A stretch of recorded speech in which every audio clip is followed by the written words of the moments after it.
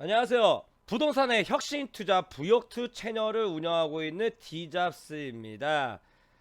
제가 오늘 준비한 영상은 우리 불인이들을 위해 부동산 어린이라고 하죠. 불인이들을 위해 준비해 봤습니다. 바로 청약 고수대기 프로젝트 첫 번째 편으로 여러분 기대되죠. 이걸 보시면 다들 청약 박사, 청약 고수가 될 수가 있습니다. 불인이들을 위해서 저희 조카 예은이라고 합니다. 저희 이쁜 조카 어린이죠. 어린이랑 저희 조카와 같이 찍은 사진도 한번 올려봤습니다. 이게 청약제도가 너무 자주 많이 바뀌다 보니까 매번 헷갈려요. 전문가인 저도 이렇게 헷갈리는데 여러분들은 오죽하겠습니까?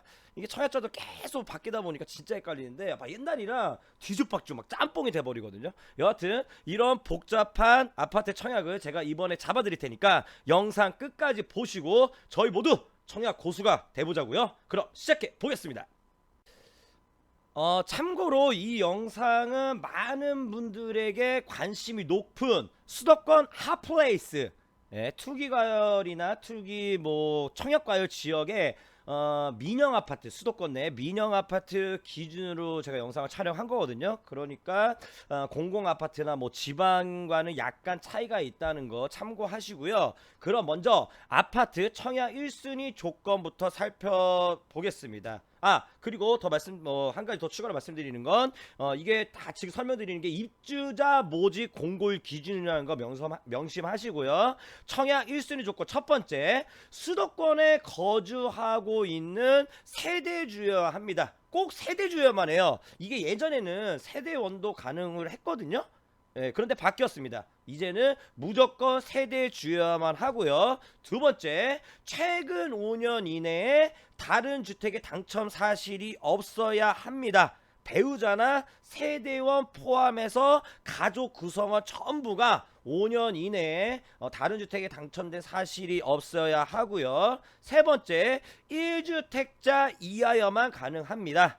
만약 1주택자가 청약해서 당첨이 되었을 경우 당첨된 아파트에 입주하고 나서 6개월 이내에 기존 주택을 팔아야만 한다, 이런 서약서를 쓰신 분이 당첨이 되겠죠. 그걸 써야지만은 당첨되는데 유리합니다.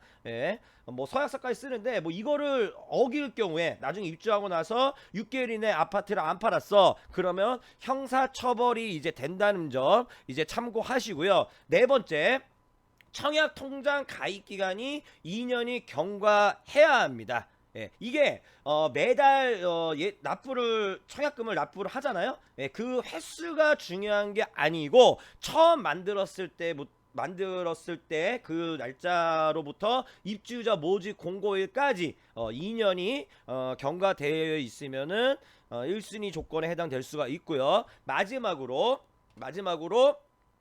입주자 저축별 신청하려는 주택형의 예치 기준 금액이 충족이 되어야 합니다. 이거는 청약자 거주지별로 달라요. 그러니까 아파트 청약을 한다, 그 아파트가 어느 지역에 있냐가 중요한 게 아니고 청약하려는 사람의 지금 현재 주민등록상 주소지, 거주지역, 그거에 따라 달라지거든요. 뭐 어떻게 다른지는 뭐 뒤에서 자세히 이제 설명드리도록 하고요. 자, 그럼 청약 1순위 조건은 하나하나 디테일하게 꼼꼼하게 한번 살펴보겠습니다. 자, 그러면 청약 1순위 첫 번째 조건, 수도권에 거주하는 세대주. 여기서 우리가 세대주라는 개념을 좀 정확히 알고 가셔야 됩니다. 자, 이 세대주란 주거 및 생계를 같이 하고 있는 세대의 책임자, 뭐 대표가 되겠죠. 이거를 세대주라고 하는데, 세대주의 반대 개념을 세대원이라고 이해하셔도 뭐 괜찮겠습니다. 그러면 이 또 이 세대의 개념을 좀 정확히 알고 가셔야 되는데, 이 세대의 개념이 좀 달라요. 여러 뭐 사전이라든지 여러 의미가 좀 다른데, 저희가 이 세대의 개념을 정확히 알고 정의하려면 주택 공급에 관한 규칙에 정의되어 있는 세대의 개념을 알고 계셔야 돼요. 주택 공급에 관한 규칙에서 이 세대란 어떻게 정의가 되어 있냐면, 주택 공급 신청자와 그 배우자, 그리고 직계 존속과 직계 비속으로 세대별 주민등록표상에 함께 등재된 사람으로 구성된 집단을 말합니다. 여기에서 이 직계 존속에는 배우자의 직계 존속도 포함되어 있다는 거. 이거 꼭 명심하시고요. 이 세대주가 누구인지 확인하는 간단한 방법은 주민등록번호 발급해보면 딱 찍혀 있습니다. 이 세대의 개념을 이제 정확히 알고 가셔야지 이 세대주가 뭐 이제 이해하기 쉽겠지요. 예전에는 1가구 한 가구에서 2명의 세대주 인정을 받기가 쉬웠습니다. 그런데 요즘에는 한 주택에 2명의 세대주 인정이 쉽지 않다는 점 참고하시고, 그리고 부부가 사는 곳이 달라요. 그래서 각각 세대주인 경우도 있거든요. 그런데 청약시에는 한 아파트의 부부가 2명이 세대주로 청약을 할 수가 없습니다. 이 부분 아주 매우 중요하거든요. 부부는 무조건 한 몸, 제가 계속 설명드릴 겁니다. 일심 동체, 죽을 때까지 한 몸이에요. 고로 한 명만 청약할 수 있다는 거 참고하시고, 이 세대주 변경은 정말 쉽습니다. 그냥 주민센터 가서 세대주 누구 앞으로 변경해주. 요즘에 인터넷으로도 가능하거든요.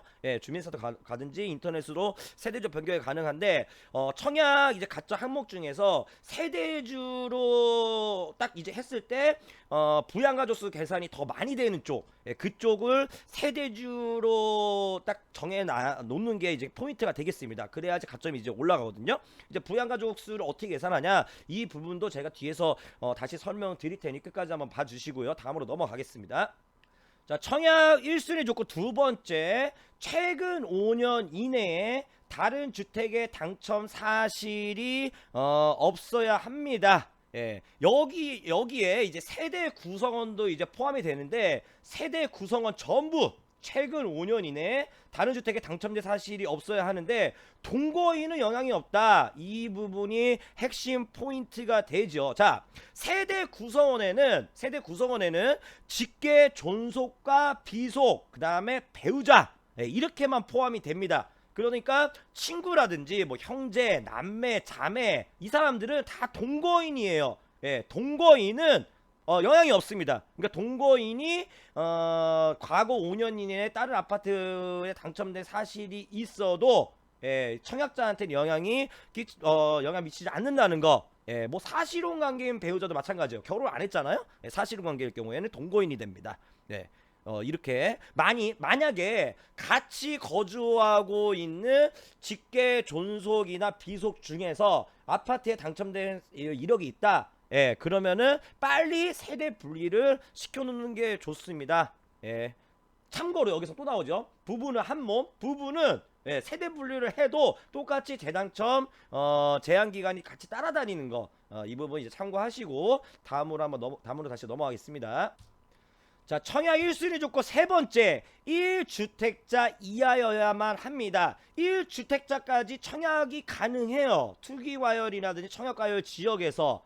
그런데 1주택자가 당첨되기는 정말 하늘의 별 따기입니다. 와, 진짜 어려워요. 그리고 1주택자는 당첨된 아파트에 입주하고 나서 기존 주택을 6개월 이내에 처분을 해야 한다는 이 서약서에 체크를 하셔야지만 추첨 우선 기회가 있다는 거, 이거 이제 참고하시고, 그리고 또 하나 참고할 점이, 만 60세 이상 직계 존속의 주택을 청약자의 주택수에 포함되지 않게 하려면 부양가족에서 제외를 하게 하면 됩니다. 물론 부양가족 수에 놓고 이렇게 청약을 할 수가 있는데, 그렇게 되면 직계존속의 주택이 청약자의 주택으로 인정이 돼버리거든요. 1주택자 뭐 아니면 2주택자로 이렇게 돼버립니다. 그렇기 때문에 만약에 어머니 아버지를 모시고 사는데 어머니 아버지가 만 60세 이상이면서 주택이 있어, 그러면은 부양가족에서 빼면은 상관이 없고, 그리고 여기서 또 참고로 하나 더 말씀을 드리자면 좀 헷갈리는 게, 어머니를 모시고 있는데 아버지는 따로 살아. 근데 아버지는 주택이 있어. 그럴 경우에 어머님이 주택이 있냐 없냐 이 부분을 헷갈려 하시는 분들이 많이 계세요. 제가 아까부터 계속 설명드렸잖아요. 부부는 일심 동체 따라다닙니다. 어머니는 주택이 없고 따로 사는 아버지가 주택이 있어도 어머니는 주택이 있는 걸로 되는 겁니다. 같이 가는 거예요. 예, 그렇기 때문에 이 부분 이제 헷갈리시면 안 되고요. 예, 그럼 다음으로 넘어가서요. 자, 네 번째로 청약 통장 가입 기간이 2년이 경과되어야 합니다. 언제까지? 입주자 모집 공고일까지. 예, 입주자 모집 공고일 기준 청약 통장 가입 기간이 2년이 경과되어야 되는데 앞서 설명드렸죠. 청약 불입 횟수가 중요한 것이 아니라 기간이 중요합니다. 기간. 그러니까 예를 들자면 2년 전에 청약 통장을 만들고 딱 한 번 금액을 넣어놨어요. 예, 그리고 매달 깜빡하고 못 넣었다가 입주자 모집 공고일 딱 됐는데 자기가 청약 1순위 조건이 되냐 안 되냐 2년이 경과되면 됩니다. 거기 예치 금액만 충족되면 돼요. 바로 다음 화면에 나오거든요. 예, 그리고 이제 참고로 이제 85제곱미터 이하 공공분양 아파트 같은 경우에는 나중에 당첨자 선정이 됐대. 매달 10만원씩 누가 더 많이 붙냐, 예, 이걸로 당첨자가 결정이 되는데 민간 아파트는 그게 중요한 게 아니에요. 가점이 따지는데 가점이나 뭐 추첨으로 따지는데 예치 금액은 한 번에 넣을 수가 있습니다. 예, 그러니까 청약통장 가입 기간 2년이 경과되고 입주 모집 공고일 전까지 예치 금액 뭐 서울이면 600, 뭐 예치금이 1000만 원, 1500, 경기도는 400, 500, 뭐 300 이렇게 한 번에 넣을 수가 있거든요. 그러니까 횟수가 중요한 게 아니라 기간이 중요하다. 예, 이거 이제 보시면 되고 다음 화면으로 넘어가서 바로 예치금 설명을 드리겠습니다. 자, 마지막 다섯 번째, 거주 지역별 신청하려는 주택형의 예치 기준 금액을 충족하고 있어야 됩니다. 거주 지역이란 청약자 본인이 거주하는 곳. 그러니까 제가 표를 한번 만들어 봤거든요. 자, 이렇게 이제 보시면 여기서 이제 포인트가 뭐냐면 지역 구분을 서울특별시, 부산특별시, 근데 광역시는 인천이 되겠죠. 수도권에서. 근데 기타시군 여기 경기도가 되는데 이게 바로 뭐냐면 아파트 분양하려는 아파트 지역이 아니고 청약하려는 사람의 청약자의 현재 주민등록상 거주지를 따지는 겁니다. 그러니까 본인이 서울 살면은 여기에 해당되는 거고 인천에 살면은 바로 이쪽. 예, 그 다음에 경기도에 살면 이렇게 해당되는 거예요. 그 다음에 면적에 따라 또 예치 금액이 다른데 면적은 85제곱미터 이하, 102제곱미터 이하, 135제곱미터 이하, 그 다음에 모든 면적은 이렇게. 자, 이 표를 보고 딱 본인의 거주하는 지역에 따라서 본인이 얼마나 청약통장의 예치 금액이 어느 정도 되는지 그걸 체크를 하셔야겠죠. 그리고 여기서 이제 참고하셔야 될 부분이 뭐냐면 자, 경기도에 살고 있어요. 예, 경기도 뭐 성남시에 살고 있었는데 모든 면적에 청약이 가능하게끔 청약 예치금을 500만원을 충족이 시켜놨단 말이에요. 근데 경기도에 살고 있던 성남시에 살고 있던 이분이 서울로 이사를 갔어. 그렇게 된다 그러면은 1,500억으로 맞춰놔야 돼요. 이거를 1,500만원으로 예치금을 맞춰놔야 되고 뭐 1,000만원이든 뭐든 청약하려는 면적에 따라 맞춰놔야 되고 그 다음에 예치금도 맞춰놓으면서 면적을 예전에 뭐 145제곱미터 이하로 이제 선택을 됐다가 까먹었어. 그 나중에 전화를 하려고 하는데 135제곱미터 청약을 할 거야. 근데 예치금은 되어 있어요. 근데 면적은 변경이 안 돼 있단 말이에요. 그러면 청약 못 합니다. 그러니까 입주자 모집 공고일까지 모든 조건을 다 맞춰 놔야 된다는 점. 간다는 거는 그냥 예측은 다 이빨 충족시켜 놓고 그냥 모든 면적 해당할 수 있게끔 체크를 해 놓으시면 그냥 다 청약을 할 수 있다는 점 이제 참고하시고 다시 한번 제가 강조하겠습니다. 청약자의 현재 주민등록상의 거주지가 기준이라는 점 이 부분이 포인트가 되겠습니다. 자, 이것으로 청약 고수되기 프로젝트 1편 청약 1순위 조건 마무리하고요. 2편에서는 과연 당첨자 선정 방식을 어떻게 하는지 그 부분을 설명드리겠습니다. 모두가 청약 고수가 되는 그날까지 저 디잡스가 도와드리겠습니다. 감사합니다.